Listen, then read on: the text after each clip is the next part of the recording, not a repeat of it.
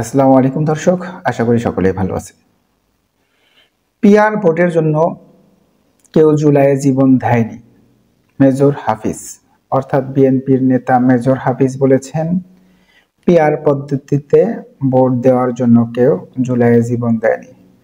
দর্শক, আমরা যতটুকু জানি যে কোনো ধরনের নির্বাচন বা ভোটাভুটির জন্য কেউই জীবন দেয়নি, অর্থাৎ দেশ থেকে ফ্যাসিবাদ মুক্ত, স্বৈরাচার মুক্ত করার জন্যই জুলাইয়ে বীর যোদ্ধারা, বীর সৈনিকরা তাদের জীবন দিয়েছে।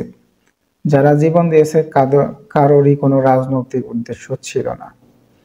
কোনো রাজনৈতিক উদ্দেশ্য ছাড়াই ছাত্র জনতা, বিশেষ করে ছাত্ররা জীবন দিয়েছে, কিন্তু এটাকে এখন সবাই রাজনৈতিকভাবে দেখার চেষ্টা করতেছে।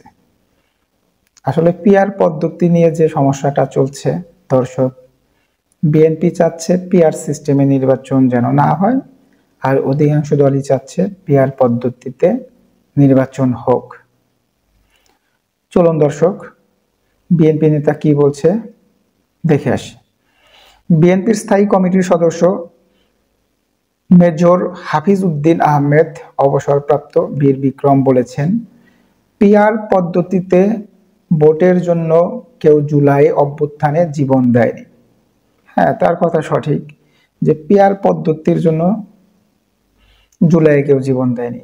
তবে এটাও সঠিক যে কোনো পদ্ধতি, মানে চলমান পদ্ধতি বলেন বা পিআর পদ্ধতি বলেন, অর্থাৎ কোনো ভোটাভুটি বা নির্বাচনের জন্য কেউ জীবন দেয়নি। জীবন দিয়েছিল ফ্যাসিবাদ মুক্ত করার জন্য।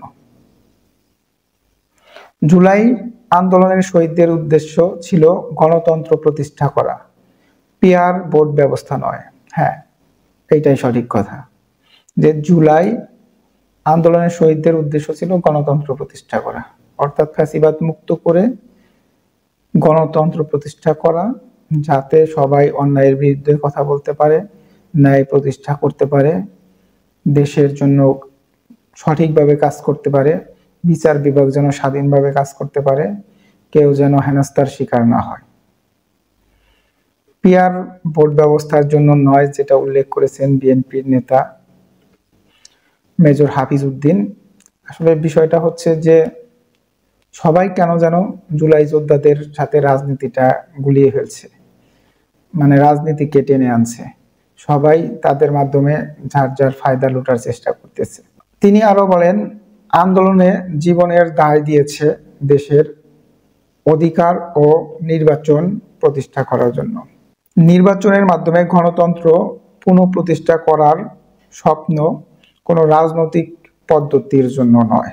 হ্যাঁ, তার কথা সঠিক যে গণতন্ত্র পুনঃপ্রতিষ্ঠা করার জন্য তারা জীবন দিয়েছে, মানে এই স্বপ্ন দেখেই তারা জীবন দিয়েছে। দর্শক, হাফিজ উদ্দিন সাধারণ জনগণকে সক্রিয় পরিচয় সাব্যস্ত নেতাকে ভোট দেওয়ার আহ্বান করেন। অর্থাৎ মেজর হাফিজ যারা রাজনৈতিকভাবে সক্রিয় আছে, রাজনীতির মাঠে সক্রিয় আছে, তাদেরকে ভোট দেওয়ার জন্য অনুরোধ করেন বা আহ্বান করেন। পিআর ব্যবস্থায় ভোট শুধুমাত্র মার্কা দেখে ভোট দিবে, যার ফলে নিজ এলাকায় পরিচিত নেতার দুর্মূল্যায়ন হবে। তিনি আরো বলেন যে পিআর সিস্টেমে যদি ভোট দেয় সেক্ষেত্রে শুধু মার্কাতে ভোট দেওয়া হবে, কিন্তু আপনারা যাকে চাচ্ছেন তার অবমূল্যায়ন হবে। অর্থাৎ পিআর সিস্টেমে যদি নির্বাচন হয় সেক্ষেত্রে নাকি যার যার পছন্দের ব্যক্তিকে দুর্মূল্যায়ন করা হবে, অর্থাৎ মার্কায় ভোট পড়বে, কার মার্কায় কে উঠতেছে এরকম কিছু একটা বোঝা যাবে না, বোঝাতে চেয়েছেন উনি। আসলে দর্শক, পিআর সিস্টেমের নির্বাচন হলে কি এরকম হওয়ার কোনো সম্ভাবনা আছে কিনা অবশ্যই কমেন্টসে জানাবেন।